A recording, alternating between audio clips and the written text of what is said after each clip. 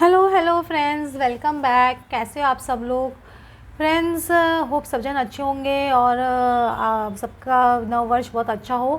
Friends, आज हम reading कर रहे हैं कि है ना, आपके पर्सन थर्ड पार्टी के बारे में क्या सोच रहे हैं, क्या उनके लिए कुछ डिसीजन लेंगे, क्या सोच रहे हैं आपके पर्सन, वो हम आज जानने की कोशिश कर रहे हैं।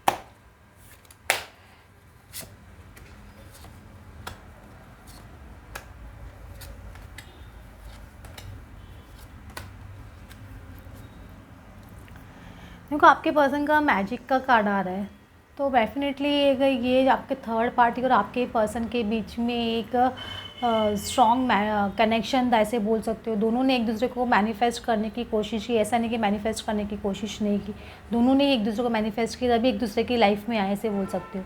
तो ये चीज़ आपको एक्सेप्ट करनी पड़ेगी कि हाँ, कि दोनों के बीच में कुछ कनेक्शन था, ऐसे बोल सकते हो। एज ऑफ कॉइन्स, फर्टिलिटी और ना 7 ऑफ कॉइन्स।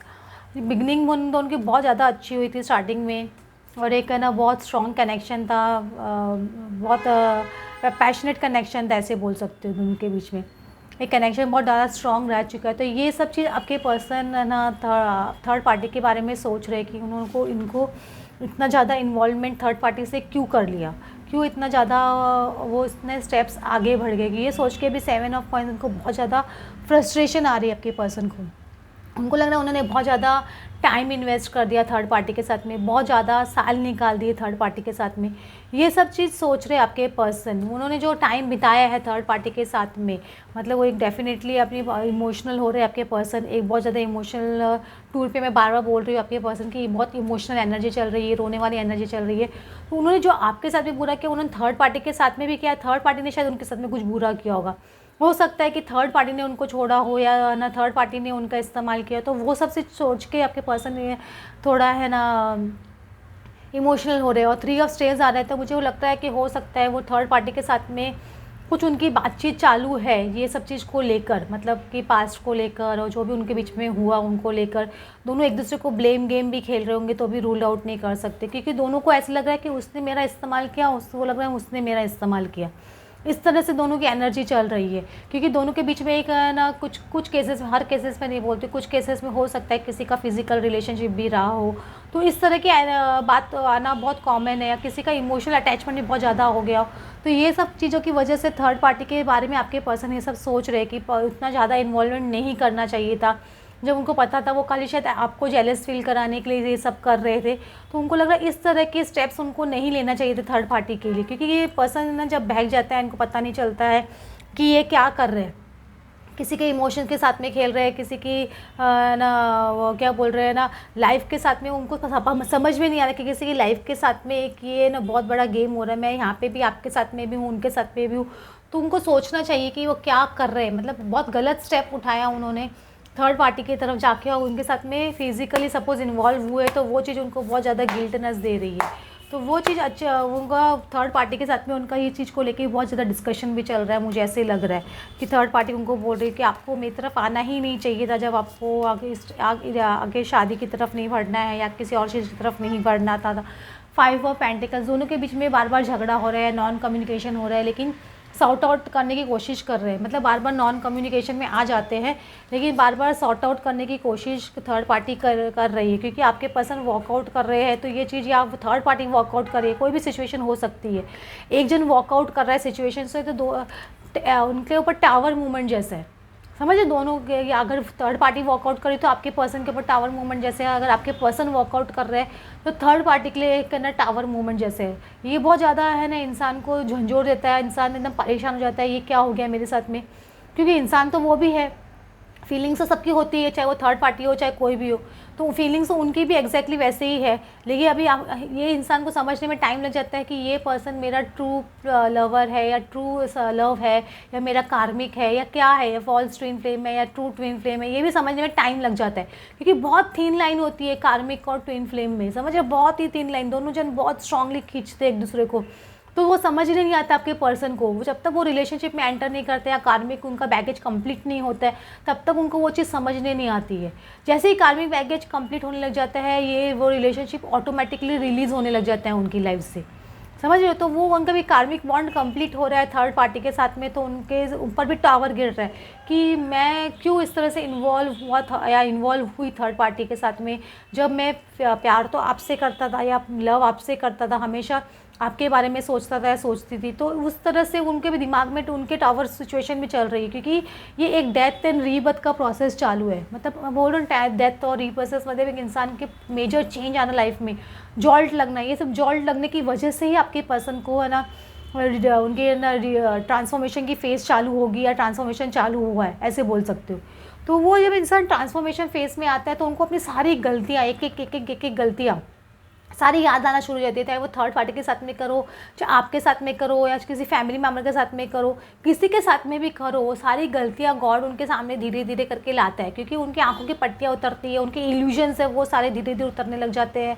तो ये पर्सन कैसे बोल सकते हैं, अवेकनिंग स्टार्ट हो रही है, इसीलिए तो इसको अवेकनिंग बोलते हैं। समझो कि अवेकनिंग होना, तो वो पर्सन की अवेकनिंग अभी स्टार्ट हो रही है, क्योंकि एक थर्ड पार्टी वर्कआउट कर रही है कि आपके पर्सन वर्कआउट कर रहे हैं। ये टावर सिचुएशन डेफिनेटली उनकी लाइफ में चल रही थर्ड पार्टी के साथ में, क्योंकि ये टावर मूवमेंट ही उनकी लाइफ में रीबर्थ और डेथ का प्रोसेस लेके आएगा। जब तक ये उनकी है ना ओल्ड सेल्फ की डेथ नहीं होगी ना, तब तक न्यू सेल्फ रीबर्थ नहीं लेगा। तो कभी कभी झटके लगे बगैर रीबर्थ नहीं होता है।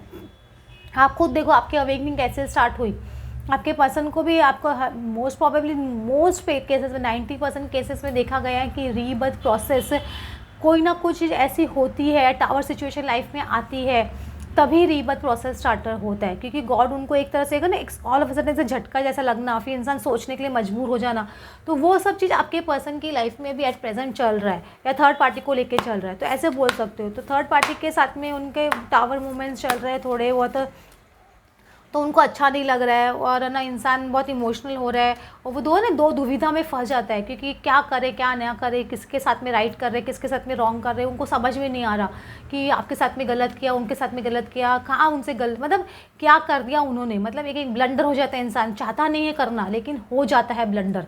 समझिए जर्नी देखो, उनको डायरेक्शन समझ नहीं आ रहा है, एक डायरेक्शन यहाँ दिखा रहा है, 3 डायरेक्शन यहाँ दिखा रहे हैं, तो उनको समझ नहीं आ रहा है वो क्या कुछ कौन से पाथ पे चले, ये पाथ पे चले वो पाथ पे चले, बीच में झूल रहे ऐसे बोल सकते हो।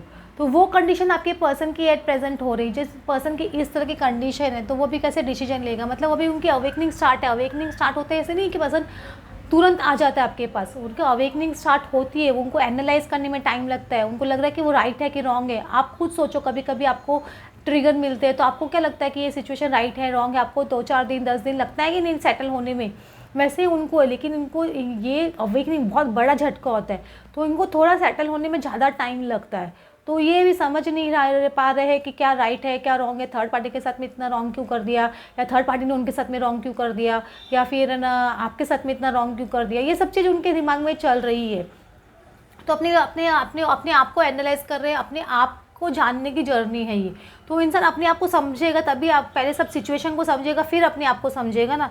तो वो सब क्योंकि उनका 6 चक्र आर्कएंजल मेटाट्रॉन का थर्ड आई चक्र डेफिनेटली एक्टिव हो रहा है। थर्ड आई चक्र एक्टिव होता है तभी आंखों पे से पट्टी उतरती है, तभी उनको समझ नहीं आता है कि वो क्या कर रहे हैं क्या नहीं कर रहे हैं। उनको समझ में आ रहा है कि ये है ना कौन सा ट्रू लव था जिसका गेट इन्होंने बंद कर दिया, और ना खाली बैठ के वेट एंड वॉच का गेम खेल रहे थे।